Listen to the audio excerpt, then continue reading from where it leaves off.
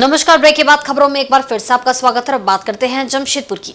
भारत के उपराष्ट्रपति जगदीप धनखड़ जमशेदपुर के अक्सालराई में 75वें वर्षगांठ पर प्लेटिनम जुबली कार्यक्रम में शिरकत करने पहुंचे, जहां झारखंड के राज्यपाल के साथ टाटा स्टील के एमडी भी शामिल हुए।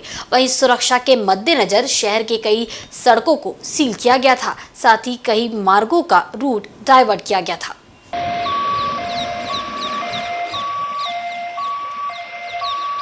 कार्यक्रम में उपराष्ट्रपति ने एक्सालराई जेवियर स्कूल ऑफ मैनेजमेंट के प्लेटिनम जुबली समारोह में मैनेजमेंट के विद्यार्थियों को संबोधित किया। इस दौरान उनके साथ झारखंड के राज्यपाल सीपी राधाकृष्णन, टाटा स्टील लिमिटेड के सीईओ सह-एमडी टीवी नरेंद्रन, एक्सालराई के डायरेक्टर फादर एस जॉर्ज फर्नांडिस समेत कई गणमान्य लोग मौजूद रहे। कार्यक्रम के समापन के बाद उपराष्ट्रपति धनबाद के लिए रवाना हो गए, जहां उन्हें आईआईटी में आयोजित होने वाले कार्यक्रम में अपना व्याख्यान देना है। इधर भारतीय जनता पार्टी रांची महानगर एवं ग्रामीण के संयुक्त तत्वावधान में राजधानी रांची में राजभवन के समीप एक दिवसीय धरना दिया गया। धरना कार्यक्रम का आयोजन कांग्रेस सांसद धीरज साहू के भ्रष्टाचार में संलिप्तता और हेमंत सोरेन सरकार के खिलाफ किया गया था। धरना में उपस्थित रांची विधायक सीपी सिंह ने कहा कि कांग्रेस की चाल, चरित्र और चेहरा ही ऐसा है कि कांग्रेस के लोग हमेशा भ्रष्टाचार में लिप्त रहते हैं। इन्हीं भ्रष्टाचारियों के कृत्य के खिलाफ ये धरना आयोजित किया गया। भारतीय जनता पार्टी भ्रष्टाचारी और भ्रष्टाचार को मुक्त करने के लिए हर संभव प्रयास करती आई है। सवाल है धीरज साहू जो माननीय सांसद हैं और उनके ठिकाने से 300 करोड़ नगद और साथ ही ज्वेलरी और अभी भी छापामारी चल ही रही है। तो ऐसी स्थिति में एक सांसद के यहाँ से इतनी बड़ी राशि का निकलना, तो ये तो भारत के इतिहास में सबसे बड़ी राशि का रिकवरी हो रहा है। तो ये कांग्रेसियों का डीएनए ही है, इनका चाल, चरित्र, चेहरा ही ऐसा है कि ये सिर्फ भ्रष्टाचार के पोषक हैं, भ्रष्टाचार में हमेशा लिप्त रहते हैं। लूट खसोट घोटालाबाजी करना इनके डीएनए में है। तो ऐसी स्थिति में भारतीय जनता पार्टी का उद्देश्य है देश से भ्रष्टाचार समाप्त करना, और इसलिए देश के आदरणीय प्रधानमंत्री हमेशा ये बात कहा करते हैं कि न खाएंगे न खाने देंगे, और जो खाया है उसको भी निकालेंगे। और उन्होंने कहा भी है कि भाई पाई पाई का हम हिसाब लेंगे। वैसी स्थिति में भारतीय जनता पार्टी पूरे देश के अंदर इसका विरोध कर रही है। वहीं कांग्रेस के राज्यसभा सांसद धीरज साहू के विभिन्न ठिकानों से 300 करोड़ से अधिक की नगद बरामदगी एवं पूरे राज्य में सत्ता संरक्षित भ्रष्टाचार और खनिज संपदाओं की खुली लूट के विरोध में भाजपा ने रविवार को सांची बड़ा कुल चक्कर पर विशाल धरना प्रदर्शन किया। इस धरना प्रदर्शन में चंदन क्यारी के विधायक, पूर्व मंत्री और भाजपा दल के नेता अमर बावरी और सांसद विद्युतरण महतो मुख्य रूप से शामिल रहे। भाजपाइयों ने हाथों में बैनर लेकर विरोध जताया, साथ ही हेमंत सोरेन गद्दी छोड़ो जैसे नारे लगाए गए। प्रदर्शन में शामिल भाजपा नेताओं ने जमकर नारेबाजी की। अमर बावरी ने कहा कि झारखंड एक बार फिर शर्मसार हुआ है। उन्होंने इस घटना की जांच ईडी से कराने और ऐसे लोगों पर प्राथमिकी दर्ज कर ये पता लगाने की मांग की है कि इतने नकदी पैसे कहां, किस कारण से और किसके स्रोत से आए हैं, ताकि भ्रष्टाचार की गंगोत्री को बंद किया जा सके। जिस तरह से नकदी केस बरामद हुए हैं और अभी भी उसकी बरामदगी जारी है, एक कितना करोड़ जाएगा, 500 करोड़ से ज़्यादा भी जा सकता है। और जिस तरह से इसके सूत्र मिल रहे हैं, ये साफ दिखलाता है कि कांग्रेस का जड़ जो है वो भ्रष्टाचार है, और कांग्रेस की गंगोत्री से ही भ्रष्टाचार इस भारत देश में पनपा है। आज पूरी तरह से जो राज्य की सरकारें हैं हेमंत जी के नेतृत्व में, ये भी दोनों हाथों से भ्रष्टाचार कर रही है। राज्य के संसाधनों को जिस तरह से लूट मचाया हुआ है, उसकी एक छोटी सी वानगी हम लोगों ने देखी है धीरज साहू जी के ऊपर छापे में। और मोदी जी की गारंटी की पाई पाई जनता की गाड़ी कमाई जो इन लोगों ने भ्रष्टाचार के माध्यम से लूट के रखा है, उसको वापस जनता के लिए निकाल करके लेके आएंगे।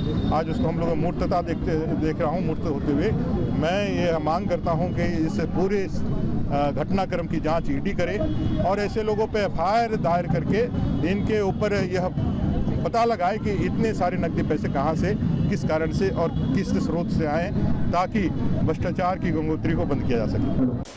वहीं झारखंड प्रदेश कांग्रेस प्रभारी एवं झारखंड प्रदेश अध्यक्ष की उपस्थिति में पूर्व सैनिक एवं प्रशासनिक अधिकारी अब लौट चले कार्यक्रम के तहत कांग्रेस का दामन थामा। प्रशासनिक पदाधिकारी में डॉक्टर संजय सिंह एवं कारगिल युद्ध की योद्धा हृदयानंद यादव ने कांग्रेस की सदस्यता ग्रहण की। झारखंड कांग्रेस प्रभारी द्वारा पार्टी में सम्मिलित होने पर उनका स्वागत किया गया। इस मौके पर झारखंड कांग्रेस प्रदेश प्रभारी ने कहा कि कांग्रेस की विचारधारा से प्रभावित होकर इस प्रकार के प्रशासनिक एवं वीर सपूत के पार्टी में आने से पार्टी में और भी मजबूती आएगी। पार्टी के सैद्धांतिक विचारों पर चलकर सदस्यता ग्रहण करने वाले लोग कांग्रेस संगठन और जनाधार को भी और सशक्त करने का प्रयास करेंगे।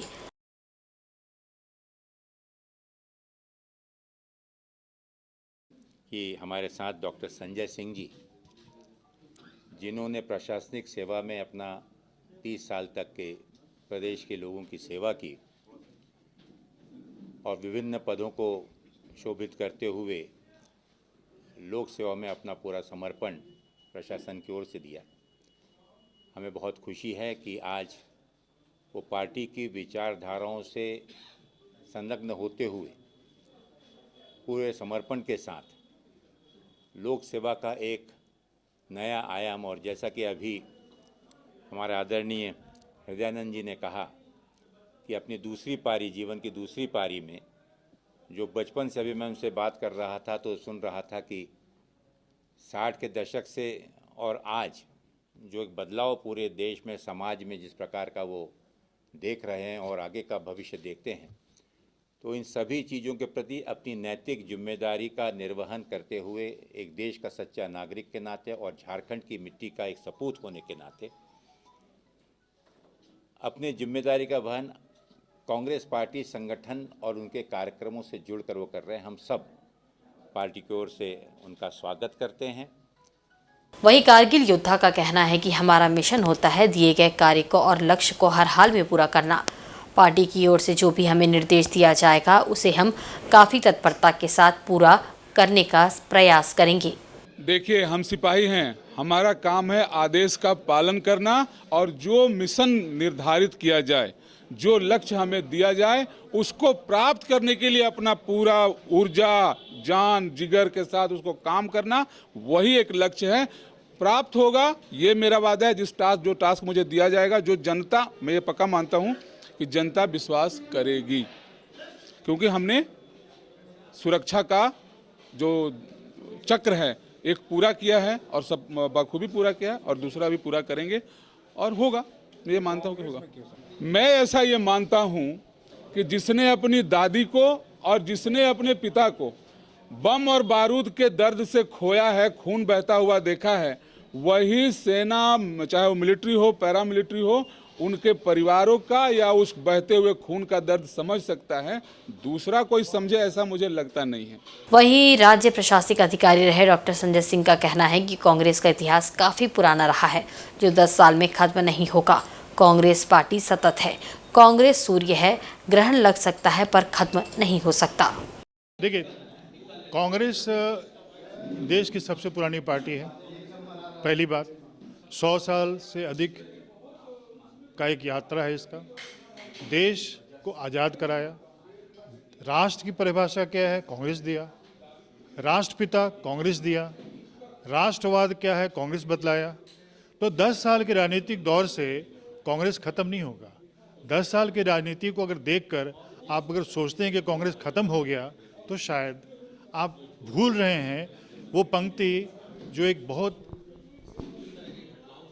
बड़े कवि की है।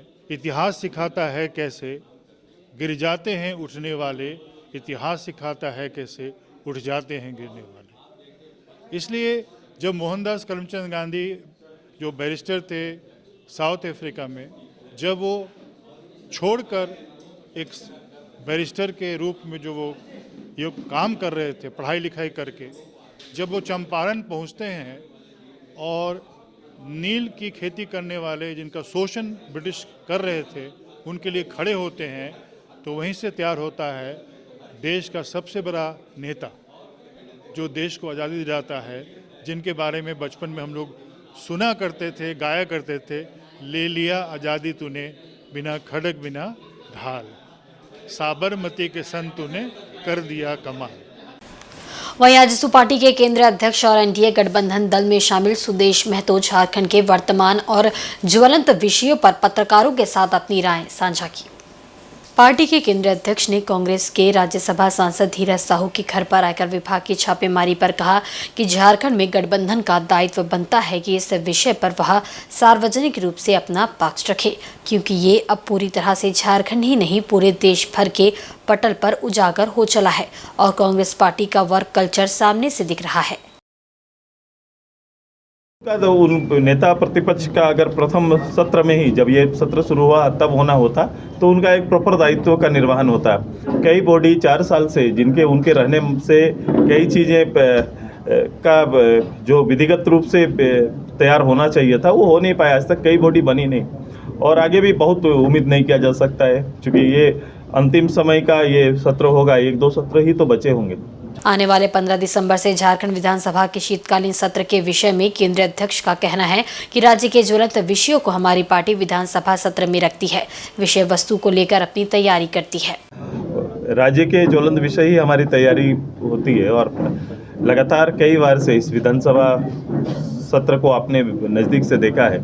प्रथम सत्र से ही इसको उपयोगी बनाने का हम लोग ने सोच के रखा था। जब एक स्टेबल गवर्नमेंट आई, एक बहुमत किसी गठबंधन के साथ आया, तो उनको उतना ही दायित्व के साथ विधानसभा का संचालन भी करना चाहिए था। लेकिन अब परिस्थितियां विधानसभा के अंदर जो देखते हैं, कभी भी किसी भी विषय को लेकर जो विधानसभा के लीडर हैं वो गंभीर होते नहीं हैं। जब आप एज ए नेता गंभीर होंगे नहीं तो पूरा संस्था कमज़ोर हो जाता है। हम लोग ने व्यक्तिगत रूप से कई बार इसकी पहल भी की, कोशिश की, कार्य मंत्रणा में बैठे, लेकिन हर बार एक उम्मीद के साथ जाते हैं। इस बार भी 15 से कुछ उम्मीद के साथ जाएंगे, शायद खास कुछ चीज़ दिखे, लेकिन अब तो अंतिम पड़ाव पर है, चीज़ें बहुत आगे बढ़ चुकी हैं और जो होना चाहिए था, जो संभावनाएं इन्होंने दिखाया था राज्य के वासियों को, वो बहुत दूर चली गई और एक बड़ा खाई हो गया है और ये राज्य बहुत पीछे चला गया। ये राज्य का पीछे जाना मतलब हर जनमानस का पीछे जाना है, हर पैमाने पर, क्योंकि इसका भी मैपिंग होना है कि हर इंडेक्स पर हम पीछे चले गए। जो डेवलपमेंट का मानक है, जिन्हें हमें खड़ा करना चाहिए राजनीतिक पटल पर जिम्मेदारी के साथ, वो हो नहीं पाए। वहीं राज्य में चलाई जाने वाली जन कल्याणकारी योजनाओं के विषय में उन्होंने कहा कि झारखंड के मुख्यमंत्री खुद बच्चे से पूछ रहे हैं कि उन्हें साइकिल वितरण का पैसा मिला कि नहीं। बच्चों ने जवाब दिया कि नहीं। झारखंड के मुख्यमंत्री को वहीं खुद सोचना और समझना चाहिए कि झारखंड के अधिकारी किस प्रकार से कार्य कर रहे हैं। वहीं नेता प्रतिपक्ष के विषय में सुदेश महतो ने कहा कि झारखंड विधानसभा के प्रथम सत्र में ही यदि नेता प्रतिपक्ष का दायित्व दे दिया जाता तो विधिवत रूप से झारखंड विधानसभा में झारखंड के विकास और इनसे जुड़े जनहित के मुद्दों पर कई निकायों का गठन हुआ होता। वहीं राजधानी रांची स्थित आजसू पार्टी मुख्यालय में रविवार को मिलन समारोह आयोजित किया गया, जिसमें आजसू पार्टी के केंद्रीय अध्यक्ष उपस्थित रहे। इस मिलन समारोह में रांची, जमशेदपुर, लोहरदक्का के सामाजिक, राजनीतिक, शैक्षणिक क्षेत्र से जुड़े लोगों ने आजसू पार्टी की प्राथमिक सदस्यता ग्रहण की। सदस्यता ग्रहण करने वाले लोगों को केंद्रीय अध्यक्ष सुदेश महतो ने पार्टी का पट्टा पहनाकर पार्टी में स्वागत किया। इस अवसर पर पार्टी के अन्य पदाधिकारी भी मौजूद रहे। मौके पर केंद्रीय अध्यक्ष ने कहा कि आजसू पार्टी संगठन के प्रति जुड़ाव और सोच की वजह से लगातार लोग पार्टी से जुड़ रहे हैं। समाज के बौद्धिक और शैक्षणिक वर्ग के लोगों का एक साथ समावेश पार्टी के अंदर हो रहा है, जो आने वाले समय में पार्टी के लिए और हमारे राज्य के लिए काफी परिणामदायक होगा। ये संगठन के प्रति और संगठन की सोच के साथ लोगों का जुड़ाव है, जो लगातार आपको दिखाई दे रहा है। केंद्रित होकर सभी लोग पार्टी में आना चाहते हैं। वो यूथ हो सकता है, छात्र हो सकते हैं, किसान हो सकते हैं, मजदूर हो सकते हैं, या समाज के अंदर बौद्धिक वर्ग का नेतृत्व देने वाले शैक्षणिक क्षेत्र में जगत से जुड़े हुए लोगों का समावेश, एक साथ समागम का कार्यक्रम चल रहा है। तो एक माहौल पूरे प्रदेश में आने वाले समय के लिए तैयार हो रहा है। 2024 एक मजबूती से संगठन का विस्तार, विचारों का एकत्रित होना एक अच्छा वातावरण का संकेत है। युवा द्वारा हिंसा के खिलाफ असमानता से समानता, सबकी गिनती एक समान, जेंडर आधारित हिंसा के खिलाफ अंतर्राष्ट्रीय महिला हिंसा दिवस से शुरू किया गया। 16 दिवसीय अभियान 10 दिसंबर मानवाधिकार दिवस तक चलाया जाएगा। अभियान की शुरुआत 25 नवंबर 2023 से की गई है। इस अभियान के तहत समुदाय, पंचायत, शिक्षण संस्थानों, प्रखंड एवं जिला स्तर पर हर दिन अलग अलग गतिविधियों के माध्यम से संचालित किया गया। वहीं लड़कियों, महिलाओं व विकलांग महिलाओं, ट्रांस व्यक्तियों, पंचायत प्रतिनिधियों, स्वास्थ्य सेवा प्रदाताओं एवं गैर सरकारी संस्थाओं के साथ मिलकर विभिन्न स्तर पर जेंडर आधारित होने वाले हिंसा के खिलाफ एकजुट होकर आवाज उठाए गए। इस दौरान नुक्कड़ नाटक, rally, poster, slogan writing, media interface, अभिव्यक्ति समारोह, कार्यशाला व सेमिनार के माध्यम से जागरूकता फैलाई गई। इस बीच में हम अलग अलग स्तर पे काम किए हैं, जैसे प्रखंड स्तर पे, पंचायत स्तर पे, पंचायत प्रतिनिधियों के साथ, जिला स्तर पे, सभी स्तर पे एक कार्यक्रम चला है, जागरूकता का कार्यक्रम चला है। और इसी कार्यक्रम के तहत आज का ये जो कार्यक्रम रखा गया है, जो विकलांग महिलाओं के साथ में क्या परेशानियां हैं और साथ में सैनिटरी नैपकिन को लेकर के जो हम सोचते हैं कि जो सैनिटरी नैपकिन का डिज़ाइन किया गया है वो विकलांग महिलाओं को ध्यान में रख करके नहीं किया गया है। तो ये एक ऐसा भी पहल किया जाए कि जो विकलांग महिलाएं हैं उनको लेकर के, उनको ध्यान में रख करके सैनिटरी नैपकिन का जो है डिज़ाइन किया जाए और उनको उपलब्ध कराया जाए। वहीं सरायकेला जिला प्रशासन एवं जिला विधिक सेवा प्राधिकार के संयुक्त तत्वावधान में रविवार को सामुदायिक भवन में सशक्तिकरण सह विधिक जागरूकता शिविर कार्यक्रम का आयोजन किया गया। कार्यक्रम के मुख्य अतिथि प्रधान न्यायाधीश ने कहा कि आम लोगों को विधिक जागरूकता शिविर का लाभ उठाना चाहिए। इसमें पैसे व समय दोनों की बचत होती है। मुख्य अतिथि के रूप में प्रधान जिला एवं सत्र न्यायाधीश विजय कुमार, पुलिस अधीक्षक डॉक्टर विमल कुमार, कुटुंब न्यायालय सरायकेला राजीव कुमार सिन्हा, जिला एवं सत्र न्यायाधीश कुमार क्रांति प्रसाद ने शिविर में बतौर अतिथि हिस्सा लिया। इसके अलावा डालसा सचिव सह अपर मुख्य न्यायिक दंडाधिकारी कवितांजलि टोपो, अनुमंडल पदाधिकारी सरायकेला पारुल सिंह, बार एसोसिएशन के उपाध्यक्ष ओम प्रकाश भी अतिथियों में थी। इन सभी अतिथियों द्वारा सामूहिक रूप से दीप जलाकर कार्यक्रम की शुरुआत की गई।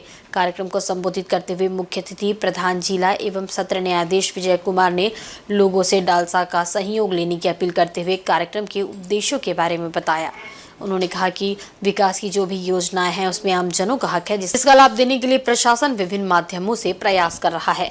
आमजनों के हक तथा शोषित वंचित परिवार को न्याय दिलाने के लिए हम आपसी तालमेल स्थापित कर कार्यक्रम कर रहे हैं। इस दौरान उन्होंने कहा कि लोगों की सहूलियत को देखते हुए ये कार्यक्रम प्रखंड स्तर पर भी आयोजित किया जा रहा है। और मुसाबनी स्थित बगलामुखी मंदिर में वार्षिक पूजा एवं विश्व शांति महायज्ञ का शुभारंभ कलश यात्रा से किया गया। इसमें काफी संख्या में महिलाओं ने भाग लिया। मुसाबनी मेडिया स्थित बगलामुखी मंदिर में वार्षिक पूजा एवं विश्व शांति महायज्ञ का शुभारंभ कलश यात्रा के साथ किया गया। इस मौके पर सवेरे मंदिर प्रांगण से कलश यात्रा गाजे बाजे के साथ निकाली गई, जिसमें काफी संख्या में महिलाओं ने हिस्सा लिया। कलश यात्रा मुसाबनी 3 नंबर स्थित कंपनी तालाब से पूजा पाठ के बाद जल उठाव के साथ शुरू हुई। इसके बाद पूरे मुसाबनी का भ्रमण कर वापस मंदिर प्रांगण में समाप्त हुई। इसके बाद से ही 3 दिवसीय वार्षिक पूजा एवं विश्व शांति महायज्ञ का शुभारंभ किया गया। आज प्रथम दिन मंदिर में पूजा पाठ के लिए काफी संख्या में भक्त पहुंचे। प्रथम दिन कलश यात्रा के साथ पूजा आरंभ किया गया। इसके बाद पुष्पांजलि दी गई। तत्पश्चात विश्व शांति महायज्ञ की शुरुआत की गई। संध्या को आरती एवं भजन कीर्तन के साथ पहले दिन की पूजा संपन्न की जाएगी।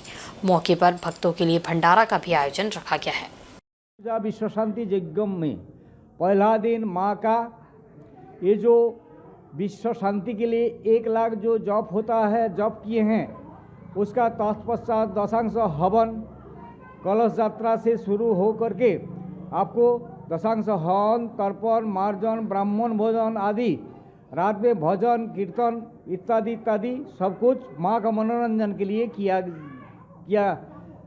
गया है।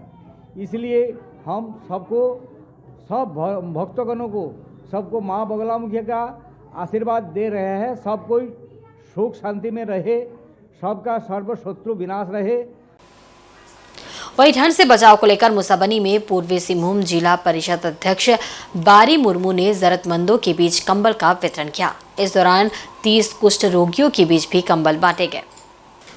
कड़ाके की ठंड से बचाव को लेकर मुसबन स्थित डॉक्टर अंबेडकर मैगजीन कॉलोनी में कुष्ठ रोगियों के बीच पूर्वी सिंहभूम जिला परिषद अध्यक्ष बारी मुर्मू ने कंबल का वितरण किया। इस मौके पर जिला पार्षद लक्ष्मी मुर्मू, पूर्व जिला पार्षद बुद्धेश्वर मुर्मू, भाजपा ग्रामीण जिला अध्यक्ष सौरभ चक्रवर्ती, मंडल अध्यक्ष तुषारकांत पातर, भाजपा ओबीसी मोर्चा जिला अध्यक्ष साकेत अग्रवाल आदि उपस्थित थे। इस मौके पर 30 कुष्ठ रोगियों के बीच कंबल का वितरण किया गया। कंबल पाकर ग्रामीण खुश दिखे।